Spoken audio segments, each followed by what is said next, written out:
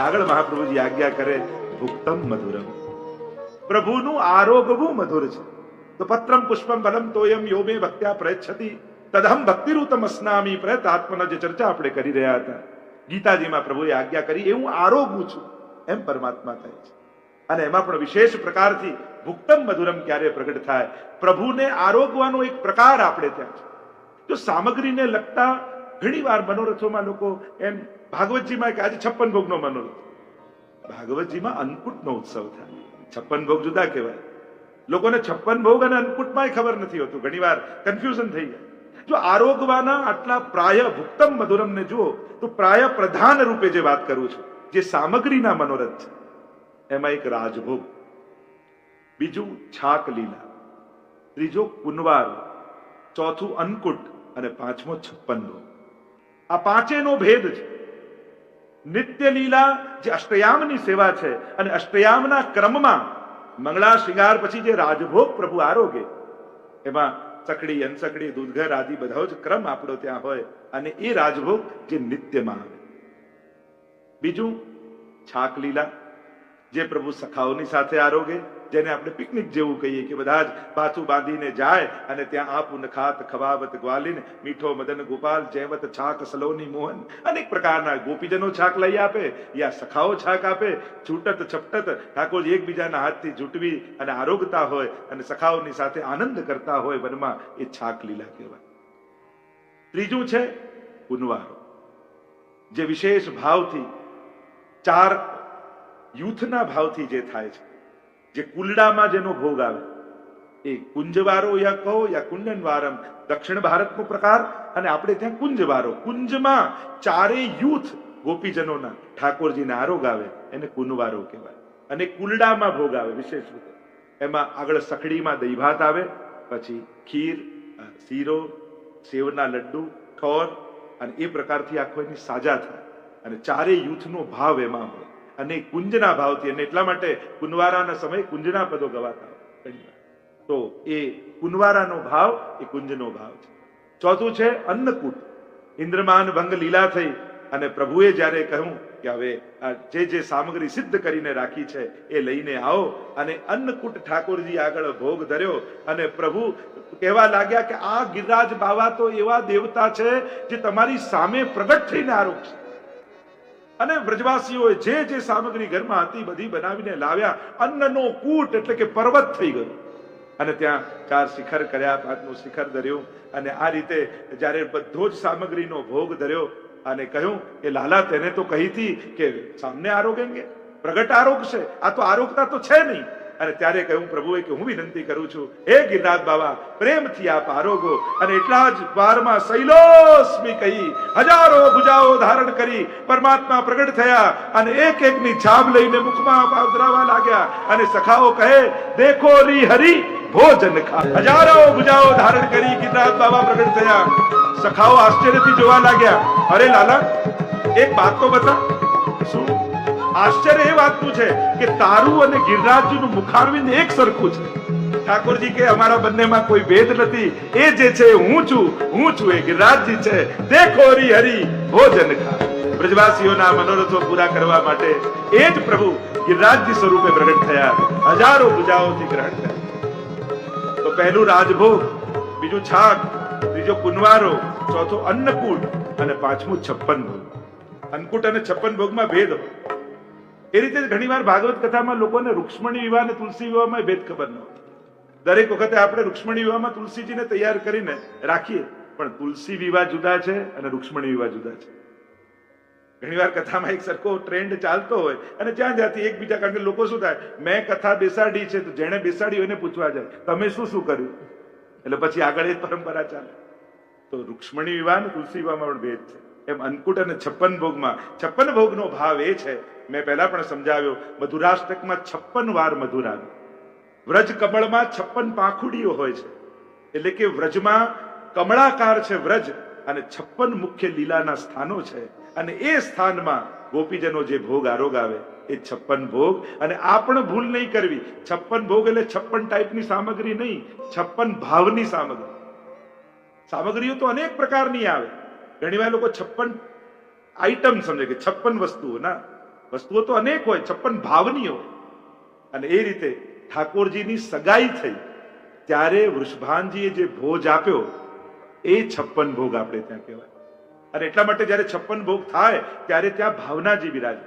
નંદ બાબા, યશોદાજી, કીર્તિજી, વૃષભાનજી, એમની ભાવનાજી ઠાકોર સાથે બિરાજમાન કરવામાં આવે. અને એ સમય સમગ્ર વ્રજને જે ભોગ આપ્યો એને 56 ભોગ કહેવામાં આવે. તો આ રીતે ભુક્તમ મધુરમ એના પણ ભેદ છે.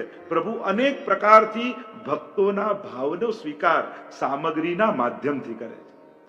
કારણ કે વસ્તુ નથી આરોગતા, એમાં રહેલો ભાવ આરોગે છે. એટલે જ આપણે ત્યાં લીલા મેવા, સૂકા મેવા આદિ આવે, પછી દૂધઘર આવે, અનસખડી આવે, સખડી આવે. એટલે જ બનાવતા શીખવાનું અને ધરાવતા આવડવું જોઈએ. અને ધરાવતાની સાથે આરોગાવતા પણ આવડવું જોઈએ. અને આરોગાવ્યા પછી સરાવતા આવડવું જોઈએ. પુષ્ટિ માર્ગમાં તો આ બધાના ક્રમ છે. મેં પહેલા ચર્ચા કરી હતી ને કે ધર્યાઈ ના હોય ત્યારે સામગ્રી કહેવાય, સરાઈએ ત્યારે પ્રસાદ કહેવાય, અને આરોગતા હોય ત્યારે ભોગ કહેવાય. ગમે તે તમે ધર્યો 56 ભોગ કે કઈ બી હોય તો આપણે બોલીશું હમણાં પ્રભુ ભોગ આરોગી દે, આપણે એ જ શબ્દ વાપરીએ. તો આ ત્રણેયનો ભેદ છે. તો એમ જ સામગ્રી કઈ રીતે સિદ્ધ કરવી, કઈ રીતે સાજવી. નહીં તો ઘણી વાર સૂકો મેવો ધરે તો એવી ખીચડી જેવી કરીને મૂકે ને તો ઠાકોરજીને 20 મિનિટ તો કાજુ, બદામ ને પિસ્તા છૂટા પાડવામાં જ જતા રહે. એટલામાં તો સરાવાનો ટાઈમ થઈ જાય. એવું ભેગું કરી કે એને થાળીમાં સુંદર રીતે સજાવીને મૂકો તો પ્રભુને આરોગવાનો આનંદ આવે. ધરવાનો પણ પ્રકાર છે. ઘણીવાર સજાવટને કારણે આરોગવાની ઈચ્છા થઈ જાય. કઈ રીતે તમે પધરાવો છો. આ તો આપણને એવું લાગે કે આપણે મોડર્ન થયા અને હવે ડાઇનિંગ ટેબલ પર ને ચમચીથી ને આનાથી ને 5 કોર્સ મીલ ને આ મીલ ને બધું હવે ચાલે છે. બાકી અમારા ઠાકોરજી તો 500 વર્ષોથી આ રીતે આરોગે છે. આપણે ત્યાં પાટ આવે ઠાકોરજીને ભોગની, એમાં દૂધઘર જુદું, અનસકડી જુદું, સખડી જુદું. આના હાથ આમાં ના લાગે, આના હાથ આમાં ના લાગે. ચમચો આવે, એમાં પણ ચમચો, મોટો ચમચો ક્યાં, નાની ચમચી ક્યાં, કઈ રીતે કોર સનાય, આખો પ્રકાર છે. ભોગ ધરવાની પણ વિશિષ્ટતા છે.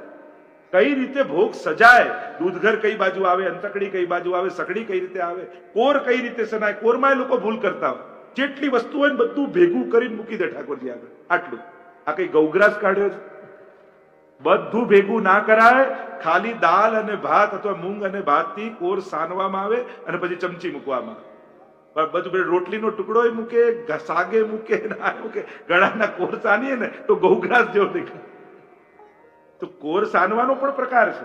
અને મોટા ભાગના લોકોને ઘણા ઘણી વાર ભૂલ થતી હોય. અને એટલા માટે જયારે વલ્લભકુલ પધારતા હોય ત્યારે આપણે એવો આગ્રહ રાખતો હોય કે મારા સેવાના સમયે પધારજો. અને એ સમયે જયારે ભોગ આવ્યા હોય ઠાકોરજીને અને પૂછવું કે આમાં કંઈક ત્રુટિ થતી હોય તો આપ આજ્ઞા કરો. શીખવા માટે વૈષ્ણવે સદાય તૈયાર રહે. તો ભોગ કઈ રીતે ધરાય અને હવે સરાવાય કઈ રીતે, કેટલો સમય રાખવો. જો પ્રભુ તો ભુક્તમ મધુરમ છે. આપણે ત્યાં તો જયારે ભોગ ધર્યો પછી કાની આપવાની, સજાવ્યું બધું જ બરાબર છે. તો કઈ રીતે કાની આપી અને પ્રેમપૂર્વક પ્રભુ આરોગજો એમ કાની આપી ટેરો લઈ દંડવત કરીને બહાર જવાય. અને પ્રભુ પછી કાની આપવાથી એ ભાવની સામગ્રીના ગોપીજનો પ્રગટ થાય અને ઠાકોરજીના આરોગ આવે. પણ જેટલો ભોગ એટલો સમય ધરતાઓ. આટલી કટોરી મિશ્રી ને કોઈએ કહ્યું કે 2 ઘડી ભોગ તો રાખવો જ પડે, તો ઠાકોરજી આરોગીને રાહ જોતા હોય કે આ ક્યારે આચમન કરાવવા આવશે. જેટલી માત્રા હોય એટલો સમય રખાય.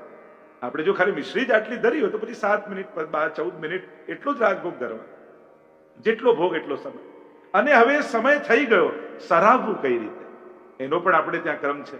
પેલા બીડી આદિ ધરતા હોય પછી આચમન મુખવસ્ત્ર કરે, ટેરો કઈ રીતે સરાવાય. પેલા સીધું જ સામગ્રી પધરાઈ લેતા હોય છે અને બધું પધરાઈ, પ્રસાદ પધરાઈ, પ્રભુ આરોગ્ય લીધા હોય પછી આચમન બીડી ધરી અને પછી આચમન આદિનો જે ક્રમ છે એ રીતે આખો સરાવાનો ક્રમ છે.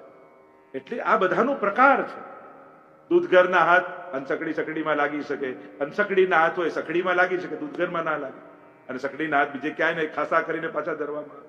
એનો પ્રકાર કઈ રીતે તે સમય ઝારીજી ભરાય અને ત્યાં પધરાવાની હોય. તો ભુક્તમ મધુરમ. અમારા પ્રભુ આરોગ્ય તો છે, પણ એક વસ્તુ યાદ રાખો, એ રાજાધિરાજ છે. આપણે ત્યાં 4 પ્રકારથી પ્રભુની સેવા થાય. આ ચારે વિવેક, એક બાલોપચાર, બીજો રાજોપચાર, ત્રીજો ગ્વાલોપચાર અને ચોથો બ્રહ્મોપચાર, વેદોપચાર. આ ચારે ઉપચાર દ્વારા પ્રભુને લાલ લડાવવામાં આવે. કારણ કે પ્રભુ આ ચારેય વસ્તુના ભાવ ધારણ કરીને સેવા સ્વીકારે છે. સૌથી પહેલા બાલોપચાર, એ બાલક છે અને એ પ્રમાણે જ એમને સ્નાન કરાવીએ, પહોળાવીએ. એ બાલક છે એવો વિવેક રાખી, એવી સુકોમળતાનો ભાવ રાખી. સુંદરતાનો અનુભવ તો દુનિયામાં બધાને ઠાકોરજીનો થાય છે, પણ સુકોમલતાનો અનુભવ તો એ જ કરી શકે જેણે પુષ્ટાઈને ઠાકોરજી ઘરે પધરાયા, જે રોજ ગોદમાં લાલનને લેતો હોય, જે સ્નાન કરાવીને શિંગાર કરતો હોય, એને જ અનુભવાય કે મારો લાલન કેટલો કોમળ છે. તો બાલોપચાર બાલકની જેમ બીજું કયું ગ્વાલોપચાર. એ બાલક તો છે પણ ગ્વાળિયાનો દીકરો છે, ગ્વાલ છે, એટલે ઘૈયા આરોગે, દૂધ આરોગો દોવામાં આવે, અને ગોવાળિયાની દિનચર્યા જેવી હોય એવી દિનચર્યા ઠાકોરજીની છે. એ રાજભોગ પછી ગૌચારણ કરવા માટે જાય, સાંજે પાછા ગૌચારણ કરીને પાછા આવે. આપણા અષ્ટયામના ક્રમમાં જુઓ તો એક સાધારણ વ્યક્તિ જેવી દિનચર્યા નથી, એ ગોવાળિયાની દિનચર્યા ઠાકોરજીની છે. એ ગોવાળની દિનચર્યા કેવી હોય એવો પ્રકાર. ત્રીજું કહું રાજોપચાર. એ બાલક છે, ગુવાળ છે, પણ બ્રજનો રાજા છે. બ્રજરાજ વિરાજિત ઘોષ વરે, વર્ણીય મનોહર શ્યામ વરે. એ તો બ્રજના રાજા છે, અને એટલા માટે રાજા જેવો વિવેક એમની જોડે રાખો. રાજભોગ આરોગતા હોય ત્યારે રાજા જેવા થઈ જાય, એવા શિંગાર ધરે, સિંહાસન પર બિરાજે, ખંડપાટ લાગે, અને પછી ભોગ પણ રાજા જેવો આવે ઠાકોરજી. દૂધઘર, અંચકડી, સકડી, કોઈ મહારાજા રાજા કોઈ ભોગ આરોગતા હોય એ રીતે ઠાકોરજી આરોગે. અને ચોથું બ્રહ્મોપચાર. એ સાક્ષાત વેદમાં કહેલો બ્રહ્મ છે, એ ઈશ્વર છે. અને ઈશ્વરની વ્યાખ્યા આનંદ માત્ર કરપાદ મુખોદરાદી. એ સર્વાંગ આનંદમય છે. એટલે તો નંદ મહોત્સવમાં આપણે કહીએ નંદ ઘેર આનંદ ભયો, કનૈયો ભયો એમ નથી કહેતા. એ વેદમાં જે બ્રહ્મને આનંદ કયો છે ને, એ વેદનો આનંદ પ્રગટ થયો. પછી કયા નામે? તો કે જય કનૈયાલાલ. પણ થયો છે એ આનંદ પ્રગટ, એટલે બ્રહ્મોપચાર. એટલે એમનો જ્યેષ્ઠાભિષેક થાય.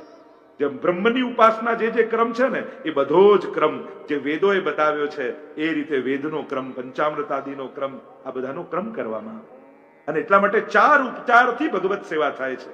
અહીંયા કહ્યું ભુક્તમ મધુરમ. ભુક્તમ મધુરમમાં 4 વસ્તુ યાદ રાખ. પ્રભુ આ 4 વસ્તુ નથી આરોગતા. બાકી પ્રેમથી તમે જે ધરો એ આરોગી જશે. છોલે પણ 56 ભોગ સમજીને આરોગશે, પણ 4 વસ્તુ નથી પ્રભુને ધરાતી. એક, કડવું પ્રભુને નથી ભાવતું. તમને ડાયાબિટીસ હોય તો કરેલા એકલા ખાઈ લેવા, પણ વૈદ્ય કયા કરેલા ખાવા, અને કરેલા રોજ પ્રભુને આવે તો કડવું પ્રભુને પ્રિય નથી. બીજું, કઠણ પ્રભુને પ્રિય નથી. પ્રભુને ધરો તો બહુ કઠોર વસ્તુ ન હોવી જોઈએ, કારણ કે પ્રભુ અતિ સુકોમલ છે. ત્રીજું, પ્રભુને ક્લેશનું ગમતું નથી. તમે કેટલો ઝઘડો કરી, ક્લેશ કરી, પછી પ્રભુ માટે કોઈ સામગ્રી બનાવો તો પ્રભુ કે તું મારા નામે ઝઘડા ન કરીશ, મારા નામે ક્લેશ ન કરીશ. પ્રભુ નિમિત્તે ક્લેશ ઘરમાં થવો ન જોઈએ. ક્લેશનું પ્રભુને ગમતું નથી. કદાચ એક વસ્તુ ઓછી ધરશો તો ચાલશે, પણ ક્લેશ કરીને અધિક કરવાનો પ્રયાસ ન કરો, કારણ કે ક્લેશ થાય છે ને પછી પ્રભુ ત્યાં નથી બિરાજતા. તો કડવું ન, કઠણ નહીં, ક્લેશનું નહીં, અને કરજનું નહીં. આવી સેવા કરવી જોઈએ, ને આવા શિંગાર ધરવા જોઈએ. હવે એ તો છે નહીં, લાવ તમે થોડું ઉધાર આપો ને, લાવ તમે થોડું આપો ને, અને આમ કરજો લઈને પછી ટેન્શન કરી અને પછી પ્રભુને ધરવું, તો પ્રભુ એને સ્વીકાર કરે. આપણું જેટલું સામર્થ્ય હોય ઠાકોરજી એમાં જ રાજી છે. પુષ્ટિ પુરુષોત્તમની વિશેષતા જે છે, તમારું જેટલું સામર્થ્ય છે એમાં જ પ્રભુને તૃપ્તિ છે. એટલે આવું કંઈ કરજ કરી અને સેવામાં કરજો કઈ રીતે ચૂકવીશ, એને પાછું કઈ રીતે આપીશ, એવી ચિંતા સાથે સેવા કરવી નહીં. તો 4 વસ્તુ યાદ રાખ.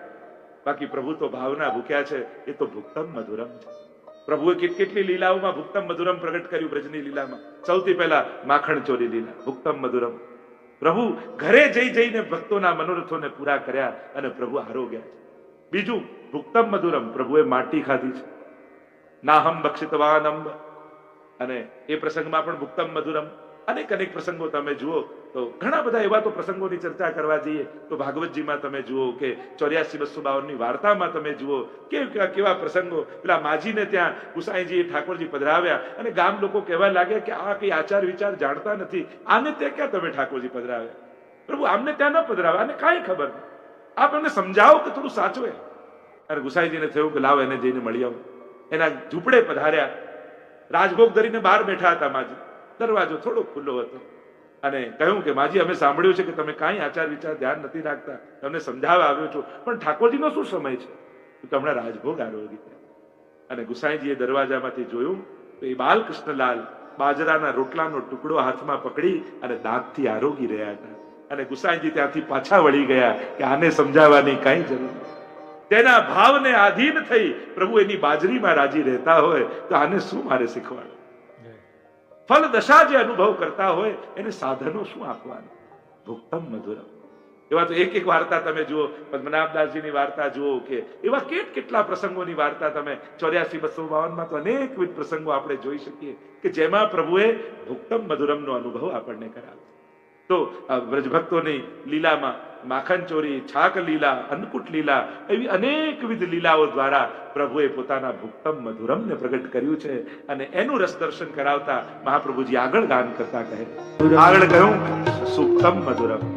પ્રભુનું શયન કરવું એ પણ મધુર છે. એમાં પણ પ્રભુ અનેક પ્રકારના માધુર્યને પ્રગટ કરે છે. ક્યાં ક્યાં પ્રભુ શયન કરે છે? તો પહેલું કહ્યું યશોદાજીની ગોદમાં. સમય સાંજનો થાય અને કહાની કહેતા કહેતા યશોદાજી લાલનને પોઢાવવાનો પ્રયાસ કરે અને સુંદર વાર્તાઓ કહેતા કહેતા કહેતા હુંકારો આપતા પ્રભુ યશોદાજીની ગોદમાં પોઢી ગયા. બીજું કહ્યું ક્યાં પોઢે છે? તો કે જ્યારે ગૌચારણ કરવા માટે પ્રભુ પધારે, 2 વાર શયન આવે, એક રાત્રિના સમયે, બીજું બપોરના સમયે, જ્યારે અનવસર થાય ત્યારે. આપણા સેવાક્રમમાં હવેલીમાં તો પેંડો બિછાવવામાં, પ્રભુ સૈયા મંદિરમાં ન પધારે પણ રૂઈનું પાતળું ગાદી જેવું હોય, રસ્તા જેવું, એને પેંડો કહેવાય. અને એ ઠાકોરજી સિંહાસનમાં બિરાજતા હોય અને સૈયા સુધી પેંડો બિછાવવાનો, એને અનવસર કર્યા કહેવાય. એ રીતે હવેલીમાં ક્રમ સેવાનો થતો હોય છે. તો બપોરના સમયે પ્રભુ ગૌચારણ કરીને શ્રમિત થાય ત્યારે પૂર્વમાં આપણે જે કથા જોઈએ એમ મૂળમાં જે વૃક્ષ હોય, એના મોટા મોટા મૂળ હોય, એના ઉપર મસ્તક રાખીને પ્રભુ પોઢી જાય. સખાઓ પંખો કરે, ચરણ દબાવે અને આમ બપોરના સમયે પ્રભુનું અનવસર. ત્રીજું કહ્યું પ્રભુ ક્યાં પોઢે? તો કે ગોપીઓના કુંજ નિકુંજમાં. ત્યાં પ્રભુ જ્યારે રાત્રિનો સમય થાય અને ગોપીજનોએ સુંદર કુસુમન રાવટી આદિ બનાવીને રાખી હોય, મનમાં મનોરથ કર્યો હોય, રંગ મહેલની તૈયારીઓ કરી છે, સુંદર વસ્ત્રો બાંધ્યા છે, સુંદર પ્રકાશ થઈ રહ્યો છે અને સુંદર સૈયાજી સિદ્ધ કરી છે. પ્રભુની સૈયાજી પણ કઈ રીતે સમારાય? બેઠકજીમાં જઈએ તો ખાસ કેવું કે સૈયાજીની સેવા આપો. અત્તરવાળા હાથ કરી અને સૈયાજીને સમારવામાં આવે, એને સુંદર રીતે તૈયાર કરવામાં આવે, એને સૈયા સમારી કહેવાય. મલમલના કેવા વસ્ત્રો, કેવા તકિયા ધરાય, પ્રભુને કઈ બાજુ પોઢાવાય, એનો આખો પોઢાવવાનો ક્રમ. લાલન હોય તો લડ્ડુ વાળો હાથ ઉપર રહે, એ રીતે પોઢાવતા હોઈએ. વેણુજી પ્રભુની નિકટ બિરાજતી હોય, કઈ વસ્તુ આસપાસ પધરાવવામાં આવે, એનો વિવેક. અને અહીંયા ગોપીજનોએ સુંદર રંગ મંડપ તૈયાર કર્યો છે અને અંગીઠી આદિ ધરી છે. શીતકાલનો સમય છે. રુચિ રુચિ સખિયન સેજ બના સુક્તમ મધુરમ. અને આ રીતે કુંજ નિકુંજોમાં, રંગ મહેલોમાં પ્રભુ ગોપીજનોના મનોરથો પૂરા કરવા પડે.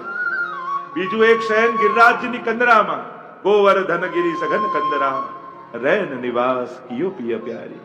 પણ અમારા ગોપાલદાસ તો છઠ્ઠા આખ્યાનમાં કહે સકળ વ્રજમાં પોઢિયા. એ યશોદાજીની ગોદ હોય, એ ગિરિરાજની કંદરા હોય, એ રંગ મહેલ હોય, જ્યાં જ્યાં પ્રભુ પોઢ્યા છે, ગોપાલદાસે બધા જ સ્થાનોને એક સાથે યાદ કરતા સકલ વ્રજમાં પોઢ્યા. મેં તો કહ્યું ને, જયારે પોઢાવીએ મસ્તક સુધી ઓડાડી દઈએ, ભલે ને ઉષ્ણકાલ હોય. આપણે ત્યાં પોઢ્યા પણ એ સુએવો છે ને, એની તો લીલાઓ ચાલતી જ રહે, અખંડ લીલાઓ ચાલે. સુક્તમ મધુરમ. તો આ બધે તો પોઢ્યા, પણ મહાપ્રભુજી કહે કે પ્રભુ ક્યાં શયન કરે છે? નમામિ હૃદયે શેષે લીલા ક્ષીરાબ્ધિ શાયિનમ લક્ષ્મી સહસ્ત્ર લીલાભી સેવ્યમાનમ કલા. બીજે બધે સુઈ જાય, પણ અહીંયા તો શયન એટલે લેટ્યા છે.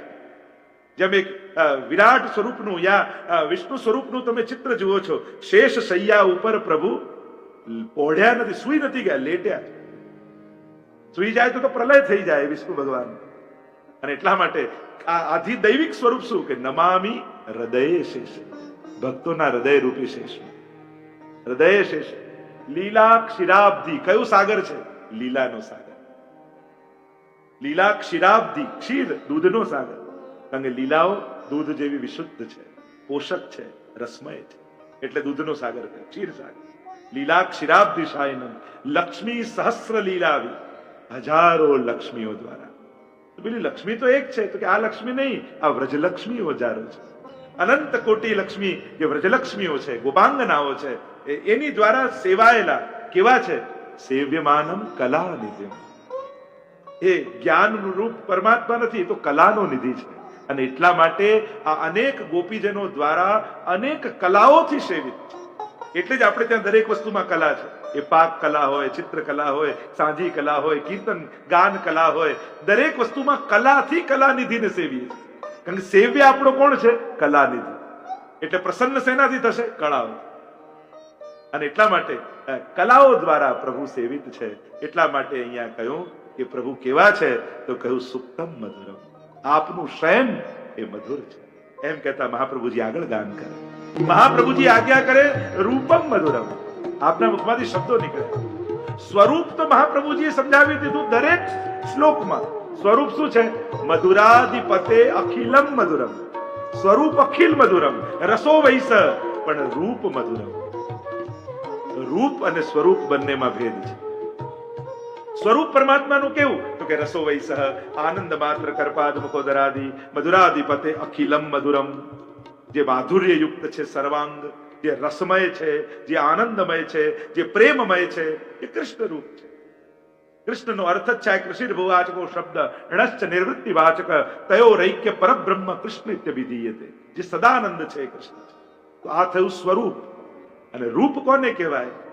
તો કે શ્યામ વર્ણનો છે, એના ઘુંઘરાળા કેશ છે, સુંદર કર્ણ, એમાં ધરેલા કુંડળો, સુંદર શંખ જેવી ગ્રીવા, વિશાળ વક્ષસ્થલ, કર્ણિકારના પુષ્પો. આ રૂપનું દર્શન વેણુગીતમાં ગોપીજનોને થયું. અને જ્યારે રૂપનું પાન કરી રહી હતી તો ગાઈ ન શકી, તો સુખદેવજીએ ગાતા કહ્યું કેવું રૂપ પ્રભુ! રૂપ દેખ નૈના પલક લાગે નહીં. અનિમેષ નેત્રોથી ગોપીજનો એ જ્યારે પ્રભુ સંધ્યાકાલે પધારતા હોય, ગોરજ છૂરિત શ્યામલ અંગ, અને પલક બંધ થાય તો બ્રહ્મા એને જડ લાગે. અનિમેષ અપલક નેત્રોથી પ્રભુના રૂપામૃતનું પાન કરવામાં લોચન ભરી ભરી પીજે. એવું રૂપ આપનું છે. સ્વરૂપ તો છે જ આનંદાત્મક, પણ એનું સ્વરૂપ પણ એવું છે જેને જોતા જ આ નેત્રો એના થઈ જાય. અક્ષણવતામ ફલ ઇદમ ન પરમ વિદા. ભરવા ગઈતી પાણી, દીઠા નંદ કુંવર ને લોભાણી. અરહા પીડમ નટવર વપુ, કર્ણયો કર્ણિકારમ. મસ્તક ઉપર મોર પીછ ફરકતું હોય, પર પર પર પર પર સુંદર ઘેટો બાંધ્યો હોય, એની ઉપરનું અજડું બાંધી રાખે. પ્રભુ જતા જતા આંબાના વૃક્ષો આવે તો મોહર તોડીને પણ ખોસી લે. કમર પર પીતાંબર હોય, એ પર ઉડતું હોય, વૈજંતી માલા હોય, નટવર રૂપ પ્રભુએ ધારણ કર્યું હોય, નટવત વરવત, અને એવી શોભા પ્રભુની લાગતી હોય જાણે આ રૂપને નેત્રોથી ભરી લઈએ, અમારા નેત્રો ભ્રમર બની જાય અને આ મુખ કમલનું પાન અમે કરી લઈએ. અમારા રસખાનજીએ તો ખાલી ચિત્ર જોયું અને શ્રીજીના થઈ ગયા. એવા તો કેટલા પ્રસંગો એક ઝાંખી શ્રીજીની કરી અને હંમેશ માટે શ્રીજીના બની ગયા. રૂપ એવું છે પ્રભુ. પણ પ્રભુના રૂપમાં પણ બે ભેદ, મર્યાદા અને પુષ્ટિ. મર્યાદા સ્વરૂપની પાસે તમે જાઓ, પ્રભુ પાસે, તો એ જે સ્વરૂપે હોય એ જ સ્વરૂપે કૃપા કરે. અને પુષ્ટિ સ્વરૂપ એવું છે, તમે જે ભાવ લઈને જાઓ એવા થઈને તમને દર્શન. પુષ્ટિ માર્ગમાં તો આવે, બાલકૃષ્ણલાલની માલિશ કરી તો મદન મોહનલાલજી થઈ ગયા. રાને થયું કે ઠાકોરજી ઠંડીને કારણે અકળાઈ ગયા છે એટલે આમ વળીને બેઠા છે. એટલે ગરમ તેલ લઈને શરૂ કર્યું.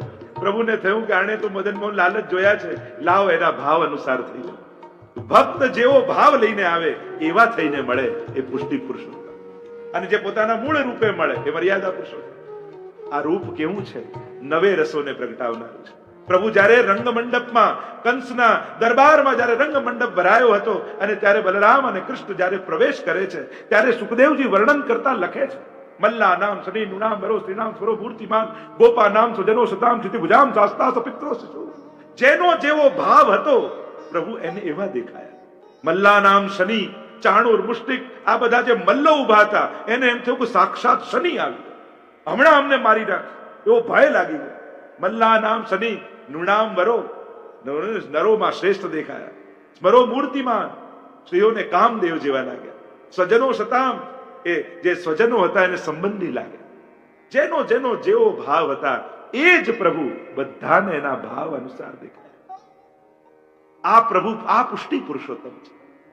જેવો ભક્ત ભાવ લઈને આવે એવું રૂપ ધારણ કરે છે. રૂપ યમુનાજી માટે રૂપ દે તાપ જૈસી. આપણે ત્યાં તો ત્રણેયના રૂપની વાત. એ મહાપ્રભુજી શ્રીનાથજી કે યમુનાજી, શ્રી મહાપ્રભુજીનું સ્વરૂપ અપ્રાકૃતા ખિલાયા એન મેન વ્રજરાજ ઉછંગે શ્રીમદ વલ્લભ રૂપ સુરંગે और અંગ અંગતિ ભાવન કે ભૂષણ વૃંદાવન સંપત્તિ અંગ. આ સ્વરૂપ છે. અને રૂપ તો આચાર્યનું આપ ધારણ કરીને પધાર્યા છે. સહજ સુંદર આપનું એવું રૂપ છે. તૈલંગ તિલક શ્રીમદ વલ્લભ. એવા જ યમુનાજી કેવા રૂપ છે અને કયું રૂપ દેત આપ જેસી. આપનું તો રૂપ છે એવું જ આપ આપે છે. કૃષ્ણામ કૃષ્ણ સમામ કૃષ્ણ રૂપામ કૃષ્ણ રસાત્મિકામ કૃષ્ણ સંબંધ કારિણી. એવા શ્રી યમુનાજી છે. અને અમારા શ્રીનાથજી બાબાનું રૂપ પણ એવું મધુરયુક્ત છે, એવું માધુર્યયુક્ત છે કે બધાના ચિત્તને હરી લે છે. અહીંયા ગોપીજનો કહે, પ્રભુ આ રીતે વનમાં રૂપ ધારણ કરીને આપ જ્યારે પધારતા હો ત્યારે અમારું ચિત્ત અહીંયાથી જઈને આપના ચરણોમાં ચોંટી જાય. અમે આપના વિરહમાં વ્યાકુલ થઈ જઈએ. અને આવા માધુર્યને જોઈ મહાપ્રભુજીએ કહ્યું, રૂપમ મધુરમ